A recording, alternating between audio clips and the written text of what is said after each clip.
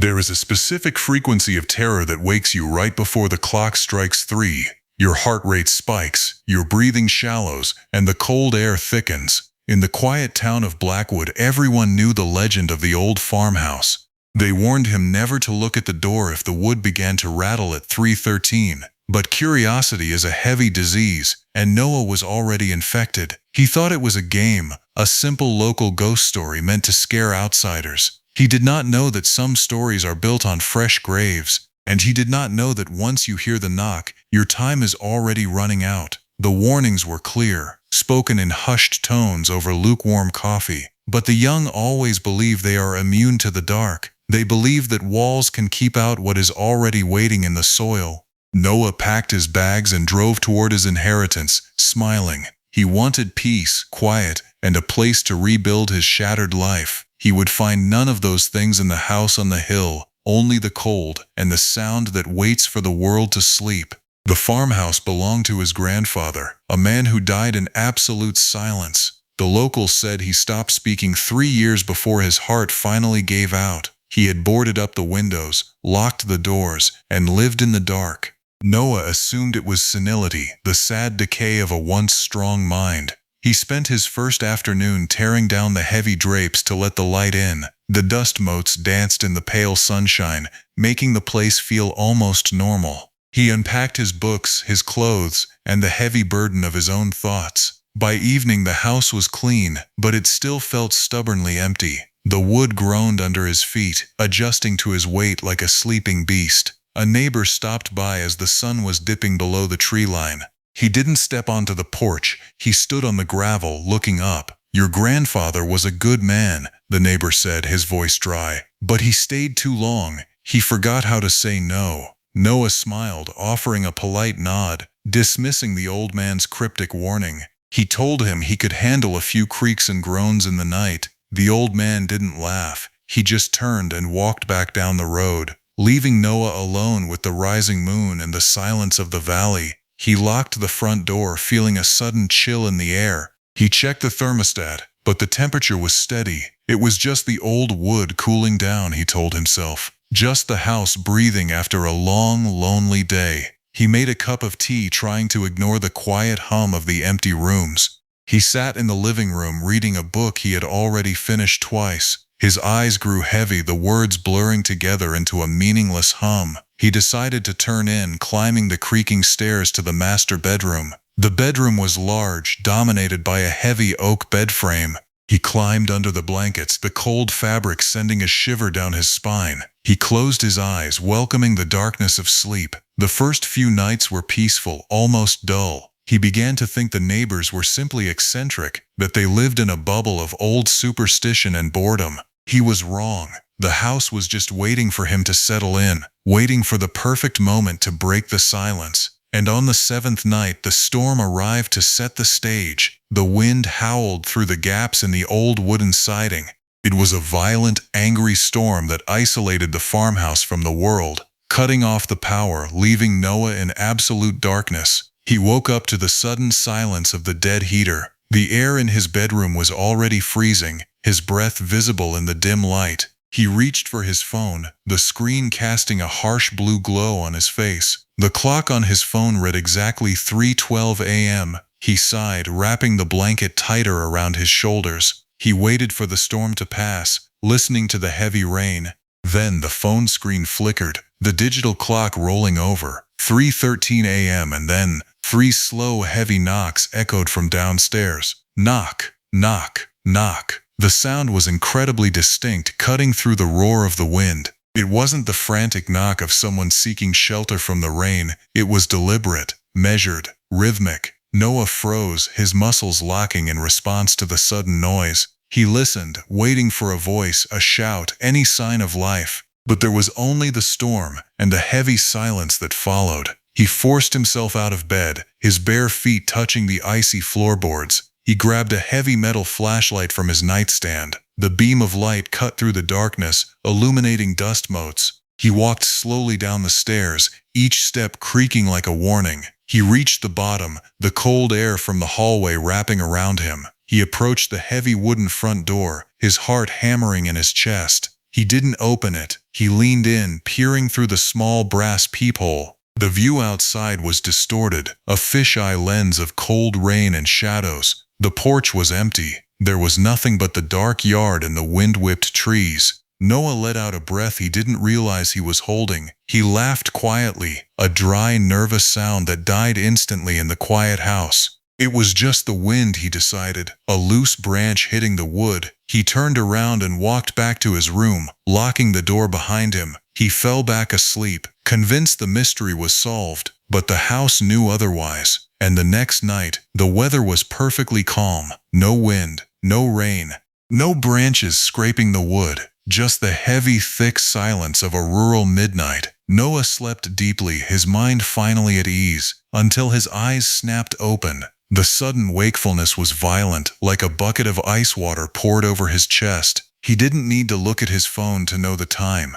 But he did anyway, 3:13 a.m., and then the sound returned. Knock, knock, knock. It was louder this time, closer, as if the wood of the door was thinner, or the hand outside was heavier. Noah felt a wave of anger wash over his fear. He was tired of being played with, tired of the sleepless nights. He marched downstairs, his steps fast and heavy, not caring about the noise. He reached the door, grabbed the deadbolt, and threw it open. Nothing. The yard was completely silent, the grass still and dry. No one was hiding behind the trees. No one was running away. Noah stepped onto the porch, pointing his flashlight into the dark. He swept the beam across the gravel driveway, then down to the porch floor, and that's when his heart stopped. There, glistening in the beam of his light, were muddy footprints.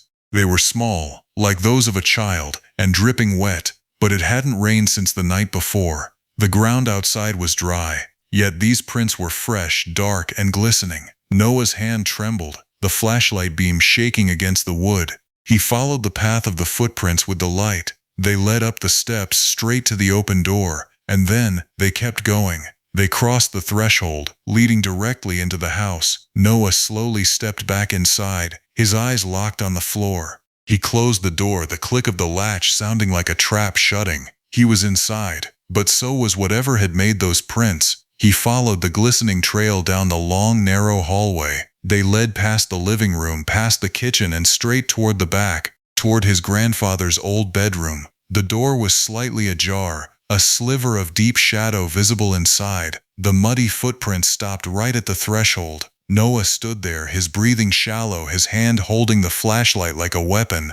He pushed the door open, the old hinges screaming in protest. The room was freezing, much colder than the rest of the house, a deep, bone-chilling cold. He swept his flashlight across the empty bed, the dusty dresser, the closet. No one was there. The room was empty, but the cold remained, hanging in the air like an invisible fog. Noah walked inside, his boots crunching on the dust-covered floor. His light caught something sitting on the dark wooden dresser. It was an old silver-framed photograph, coated in a thick layer of dust. He reached out, his fingers brushing away the grime. The image beneath made his throat go dry. The photograph showed his grandfather as a younger man, standing on the porch. Beside him stood a little girl Noah had never seen before. She wore a simple, light-colored dress that was soaked with water clinging to her skin. Her eyes were dark, completely black, staring directly into the camera. She wasn't smiling. Her expression was completely blank, hollow. Noah picked up the frame, turning it over in his hands. The back of the frame was covered in faded black ink, written in his grandfather's shaky hand. The words were simple, a desperate confession carved into the cardboard. We should never have let her in.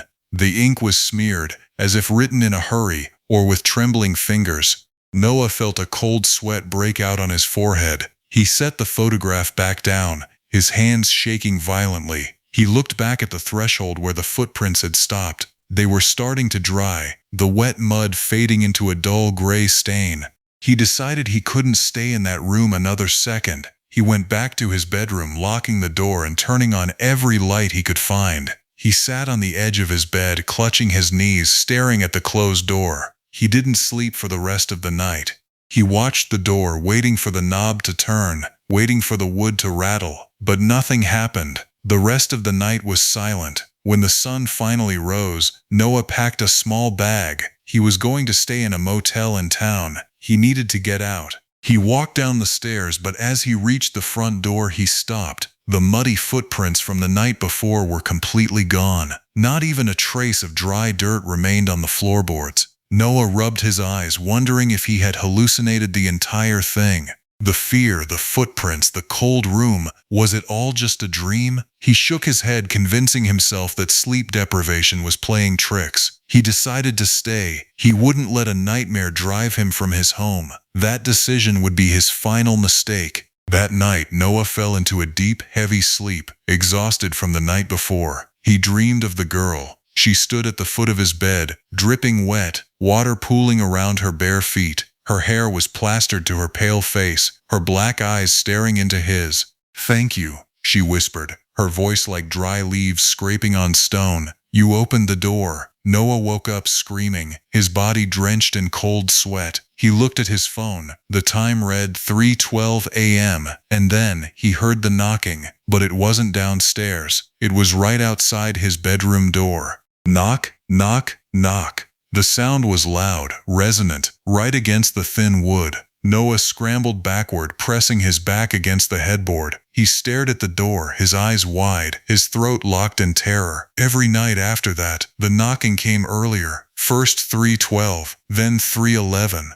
then 3:10. And every night, the girl appeared closer. Soon she wasn't knocking at the front door anymore. She was standing in the middle of the hallway downstairs, her wet dress dripping onto the wood, leaving small, glistening puddles. Then she was at the foot of the stairs looking up. Then she was standing outside his bedroom door, her wet forehead resting against the wood. Noah's mind began to fracture from the sheer weight of the terror. He tried to run, but his car wouldn't start, the engine dead and cold. He tried to call for help, but his phone had no signal, the screen showing a blank bar. He was completely trapped, isolated in a prison of his own inheritance, and the countdown was reaching its end. Finally, one night, there was no knocking at all. The silence in the house was absolute, heavy and suffocating. Noah opened his eyes, the cold air hitting his face like a physical blow. He looked at his phone. The screen read exactly 3:13 a.m. The girl was inches from his face. Her wet, dark hair hung down,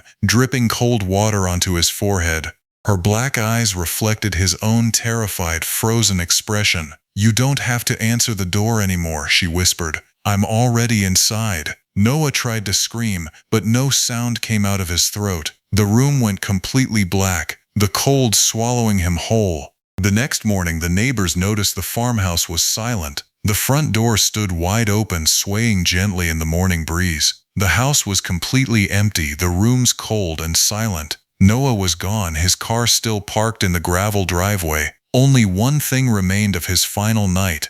Fresh, wet, muddy footprints. They led out of the house, across the porch steps, and then stopped abruptly, as if someone had simply vanished into thin air. Now the farmhouse stands empty once more, waiting for the next owner, and the neighbors still warn anyone who dares to pass by. If you hear 3 slow knocks at exactly 3:13 in the morning, never answer, because the girl isn't looking for a house anymore. She's looking for someone to take her place.